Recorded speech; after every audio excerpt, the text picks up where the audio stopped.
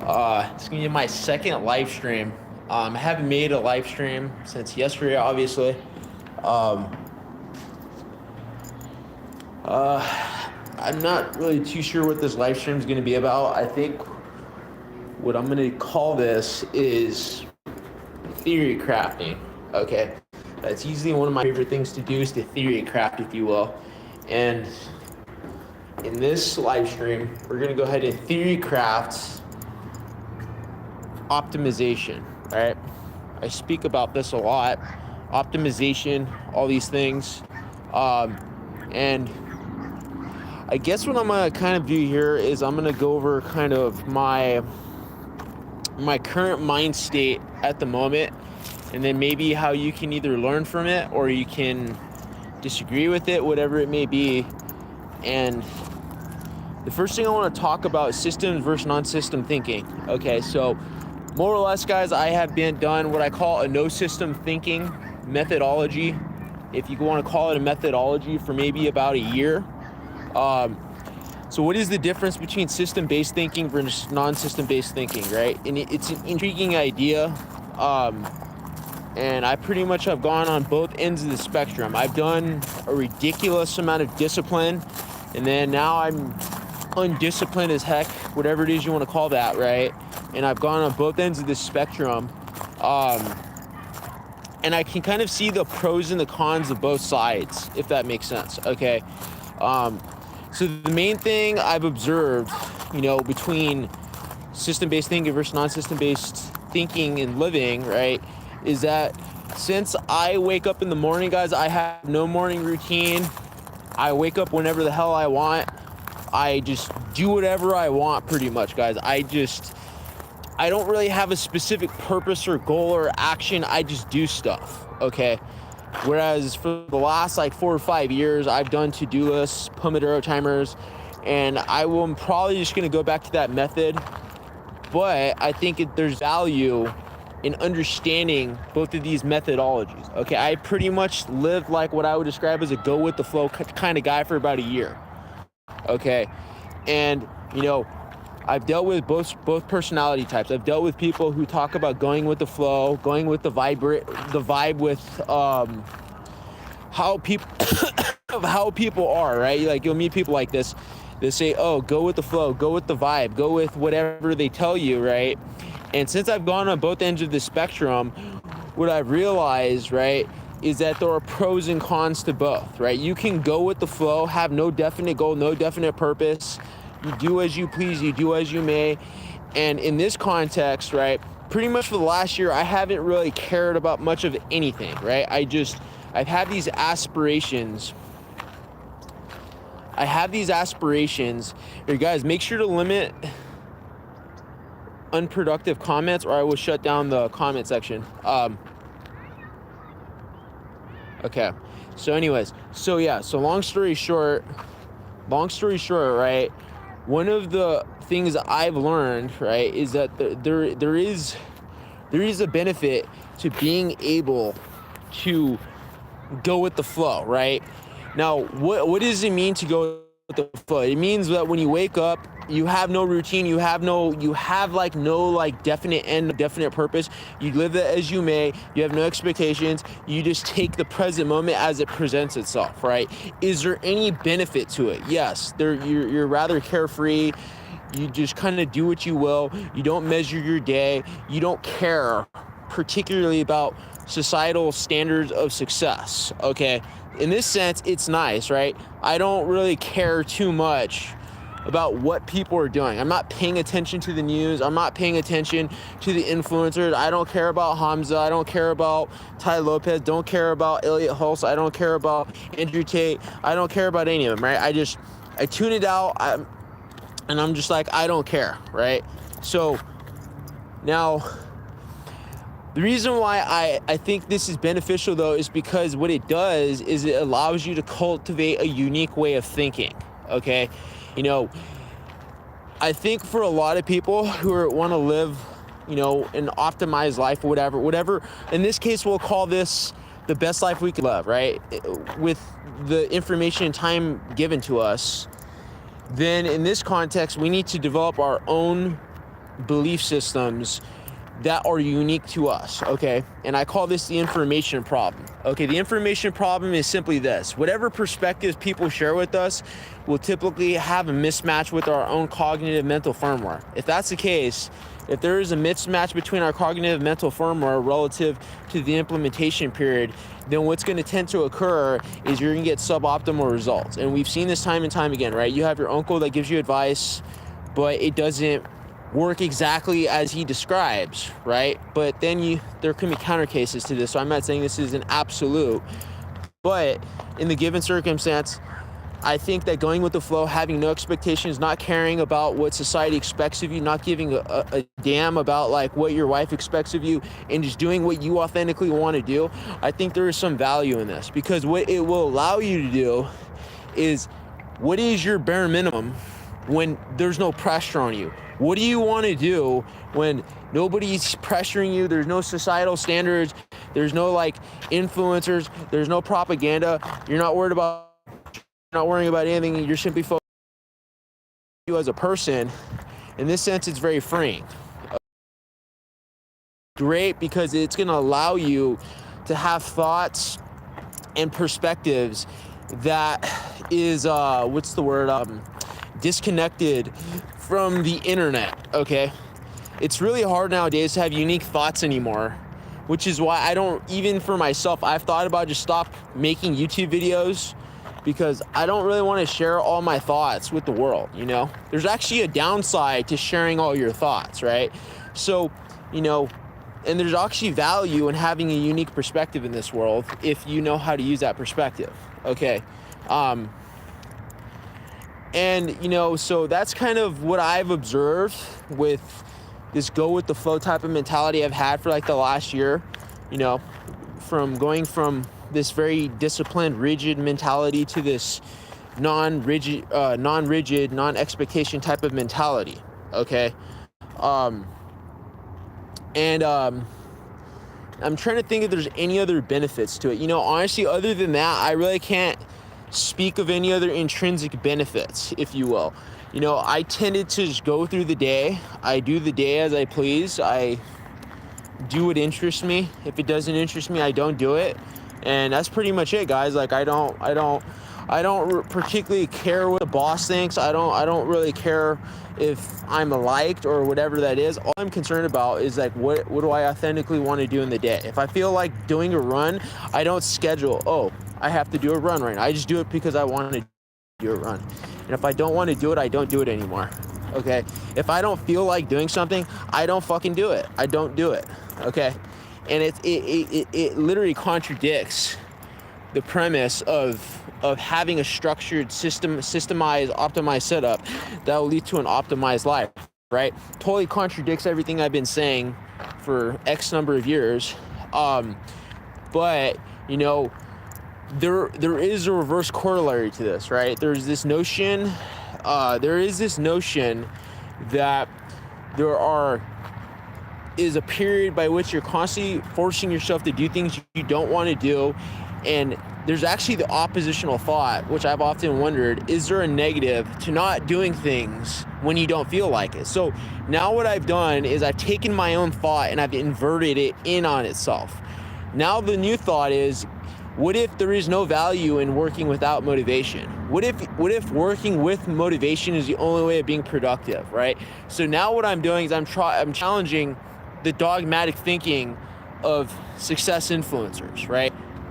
You know, but other than that, now let's talk about the downsides of going with the flow, not having measurements, not forecasting anything, not worrying about some type of structure, not having a routine. What are the downsides, right? So the downsides, it really depends on your perspective. So some of the downsides I've noticed is I could say with at least 100% certainty, I'm nowhere near as productive as I could be if I was systematic. So in this context, if you're systematized versus non-systematized, systematization always beats out non-systematization, okay? But generally speaking, what you will tend to find is if you're non-systematized, you will tend to be more free-flowing, more carefree, but you will never get, at least in my personal opinion, I don't think you could get an exponential result, but you're more likely to manifest a successful opportunity by not carrying expectations of a systematized system, if that makes sense. So in other words, when you systematize something, you create an expectation that will push away success, theoretically, okay? The other thing, definite downside I've noticed is that most of my actions don't really build on anything, if that makes sense. And this is the problem with what I call sporadic effort. Sporadic effort that is non-continuous will typically yield you sporadic, non-magnified goals, okay? So like in other words, there must be a compounding that must occur, which informs me that the compounding effect will always transcend any type of effort that is sporadic in its nature. So in other words, this proves the point that you can't randomly become Michael Phelps, right? There's no such thing. You can't just like BS your way towards high-level expertise. It doesn't happen, right? And this is proof of it. You can roll like a tumbleweed through life, but it will never manifest you definite results nor definite outcomes, okay? 100%, I am 100% confident in this. If I continue as I am right now, it's highly improbable that I would ever get an exponential objective outcome by which I could manifest an aspirational opportunity that I haven't thought about, okay? So the other downside, as I've said before, is that there's no measurability. Because there's no measurability, I don't really know if I'm getting any better, okay? I don't know if I know more or do I know less, okay? So there's an information-based problem here in the sense that I don't know enough, okay? Whereas before, if you have like, say, Pomodoros or you have timers, then I can measure how productive I'm going to be. Okay, let's say if I do 6 Pomodoros, that's exactly 3 hours of productivity. Now, if you simply did this system versus a person who doesn't do measurability, then you're going to tend to find that you're going to be far more productive.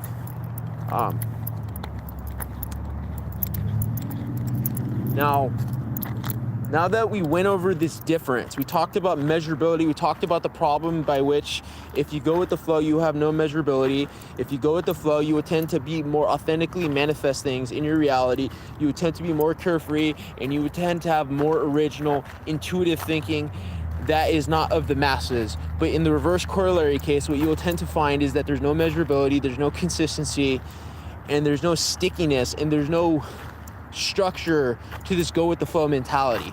Now, my final point on whether going with the flow or what I'll call non-systematization in this case, I'm gonna name this non-systematization living. Could this lead to the optimized life? Because in optimizing forward, I want us to contemplate this question. The first thought is there a universal way to become successful? Probably. There are many ways to become successful. Yes. Well, the question I am posing, simply put, is if I choose a non-systematic way of living, will I be able to become successful and have the aspirations I desire? In the given case of concrete measurements, the answer, I believe, is no. Okay? Now, we will briefly talk about system-based thinking, which I've been doing probably for almost 10 years, 7 to 8 years perhaps. Okay, and the main difference I want to make very briefly between measured-based thinking, or rather, right? If you choose to live as I've been living for a year, just going with the flow, not worrying too much, not having these to-do lists, not worrying about all this stuff, then what you're going to tend to find, right, is that by your own definition of success, you could say you're successful, okay? If you reject the status quo notion of success, if you don't buy in the concept of a mass capital, or if you don't buy into the concept of ownership, and you believe in an authentic self-definition of success, then in this context, what you will tend to find then is, yes, a person who goes with the flow, does have a successful life because they have a less burden of responsibility, they have less burden of management, they have less burden of expectations versus a person who is a multi-millionaire. Okay, let's compare the two. A person who has a systematized way of thinking could theoretically have a better physique, a better diet, arguably a more attractive spouse, effectively by all measurement standards, superior in every way. But if that other person does not share the same objective metric or subjective metric of success, then in this context, they have lived a successful life. I think there is value in having non-systematized based thinking, okay? There's value in it. I personally would not live the next 25 years. I think you would probably just be 1 year. I think it has been useful in growing my own perspective. It may be growing your own perspective if you find you're too rigid in your thinking. Now let's go to systematized based thinking, and I will wrap up this live stream. Okay, so the contrasting difference between systematized based thinking versus non-systematized based thinking is simply that there's an organizational pattern or an organizational hierarchy that's going to structure your day. 1, 2, 3, 4, 5. This is the first thing I need to do, the second thing, the third thing, the fourth thing, and then there's a priority, right? You're also prioritizing and subsecting your time, and theoretically, your scaffolding process would go from days to the week. Then you would scaffold the week. You would say, okay, on Wednesday I do this, on Thursday I do this, on Friday I do this. And then if you could even plan even further, and you could plan the month, and then the year, then 2 years, and then 10 years. Assuming that your actions are constant, then you would find superior results, okay? I mean, this is, I would say, common sense, right? This is not so complicated. Very simple, right? To-do lists, right? Timers or scheduling. But, you know, there's one fatal flaw with systematized thinking. And as I already went over, it requires constancy, okay? Some personalities, or mental firmware rather, have problems with constancy. So if you lack constancy, you can't, let's say you make a gym schedule 6 days a week and you keep finding that you're never doing it, then there is no benefit to systematized based thinking. There's no benefit here because you're not gaining the benefit of the constancy that the schedule requires. Remember, you can have the best system in the world, the best to-do list, but it does not assure success. It does not assure a great life. 9 out of 10 times, if you had a system and you stuck with the system 80% of the time, your life more than likely will probably always be better than the person that goes with the flow. However, there is an upkeep cost with systematized based thinking. And the upkeep cost is simply this, right? It's the notion of responsibility and management of the emotional time costs, okay? So that means there is going to be a higher emotional upkeep, higher stress, more pressure you have to deal with for that theoretically better life that you're chasing. Whereas if you just go with the flow, you don't particularly care what your outcomes are to really any degree. The only thing you really care about is what authentically interests me. Okay, so, you know, I'm going to briefly finish off here. What are the benefits of systematized based thinking? And that's measurability. It has to do with the concept of priorities. It has to do with subsecting time, and it also has to do with understanding the priorities and the deprioritization of given tasks, okay? That is the fundamental difference between a systematization-based living process versus non-systematized-based living process, okay? That's really the only difference. One is structured, one is unstructured, okay? And neither method, I would just say that systematized based thinking is always better, and objectively it technically is, but I objectively can't prove to you that it is better than non-systematized based thinking. And you might be like, well, Drew, why is that the case? Well, the simple answer is everyone has a different definition of success. Some people don't want to become millionaires. Some people like being homeless. Other people are content being artists, right? So in this context, I cannot recommend one or the other, but what I will say in the conclusion of this live stream, you know, because ultimately the objective of this new channel rather is we're asking the simple question, what are the requirements necessary to optimize my life, right? That is the fundamental question I am asking right now. Or rather, I would like you to ask yourself at this present moment in time. Okay, now that we're going over this question, from my personal experience, is there one side we should pick? And I believe the answer is probably somewhere in the middle.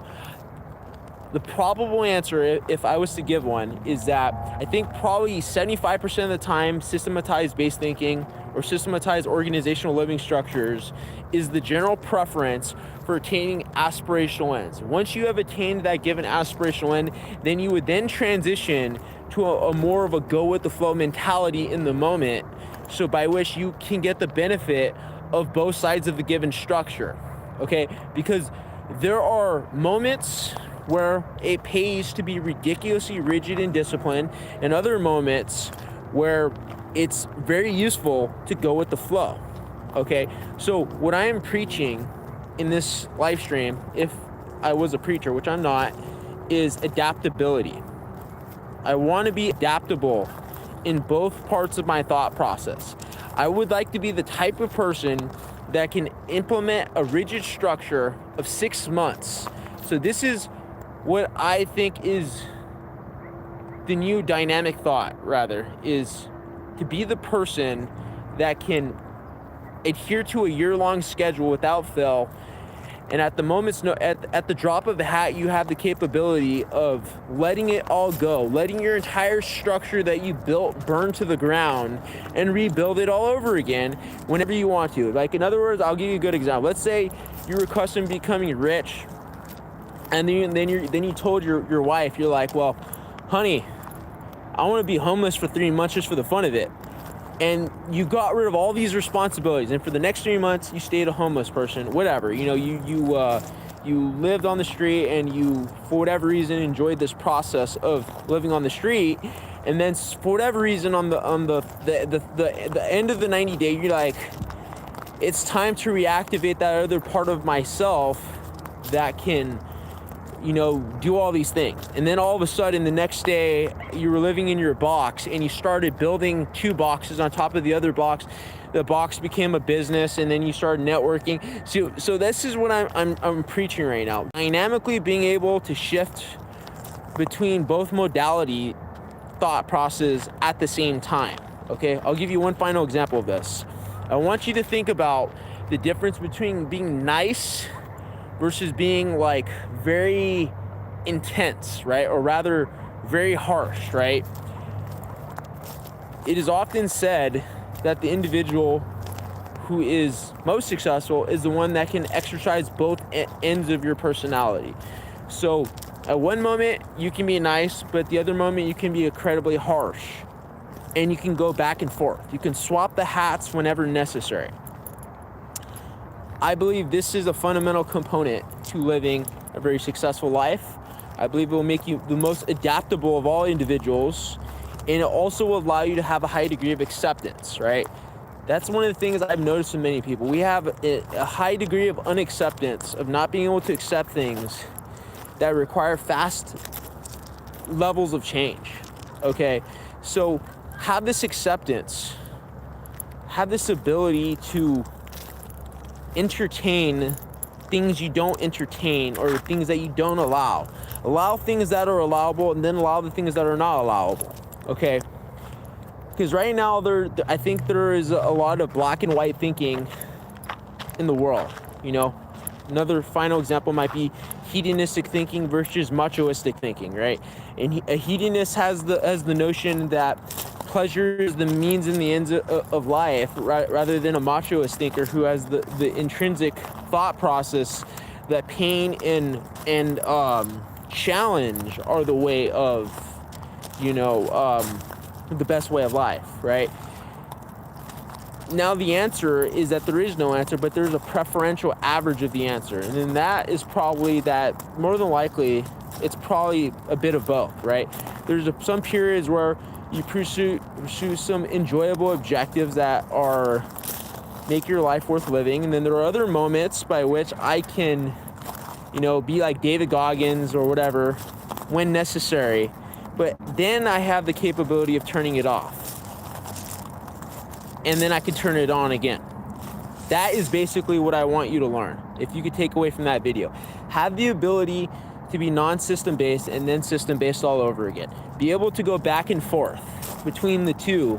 And by you doing that, you're going to be the top 1% guaranteed. Okay. You know, and this is something you can't watch a video on, even though I'm making a video on it. You need to practice this constantly. You need to teach yourself to learn how to do this. It's not something that you can read a book on. You have to constantly practice this, right? And this is what I've been trying to do with chess, right? I tend to have an all or nothing type of mentality thinking when playing chess. I play all day, every day. And I tell myself, well, I'm obsessed or XYZ. Now, is this to say that it is impossible to have a moderate temperament in this case? And the answer is no.